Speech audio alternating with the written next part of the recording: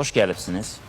Daxili mənin zədələnməsi prosesi əslində ciddi psixoloji bir məsələdir və əlbəttə ki, indi hörmətli psixoloqlarımız bu barədə danışacaqlar və bunun klinik tərəflərini də müzakirə edəcəyik əlbəttə. Amma ümumiyyətlə manipulyasiya həm də mənbəyidir mən.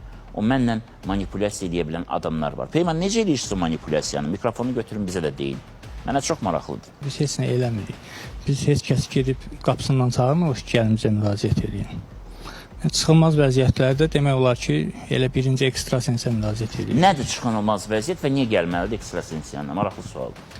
Yəni, siz də qeyd elədiyiniz kimi, çıxılmaz vəziyyət deyəndə hər kəsin özünə görə çıxılmaz vəziyyət ola bilər. Kimisi işləri düz gətirmir, kimisi ailədə yola getmir, kimisi istədiyin əldə edə bilmir. Baxın, ailədə yola getmir, bunu çıxılmaz vəziyyət hesab edir və gəlir, siz onu bu vəziyyətdən çıxarırsınız. Necə çıxarırsınız? Necə eləyirsə o təzdən yola gedir? Yəni, o bizim öz üsullarımızdır. Üsullarınız. Bəli. Hansı vəziyyətlər, məsələn, daha konkret deyə bilərsiniz ki, məsələn, 5 konkret vəziyyət ki, bu çıxılmazdır. Məsələn, və siz onu çıxarırsınız o vəziyyətdə. Mənim üçün çox maraqlıdır. Əsasən müraciət edənlər daha çox ailə problemləri ilə, sevgi, məhəbbət məsələlərində müraciət edirlər. İkinci məsələ, ikinci yerdə duran problemlər qaynana gəlin problemləridir. Gedib barışdırırsınız, təxminən. Sonra? Çox vaxt barışmaq istəmirlər. İstəmirlər. Yəni, belə deyək ki, son sözü istəyir ki, mən deyim hər gələn. Qaynana gələndə o istəyir son söz desin, gəlin gələndə o istəyir son söz desin. Yəni, hər kəs öz sözünü demək istəyir. Təkcə qaynana gəlin də deyir. Yəni, ailədə ümumiyyətlə kim varsa, hamısı istəyir ki, özü, yəni ailədəki bütün fərdləri öz istədiyi kimi idarə eləsin.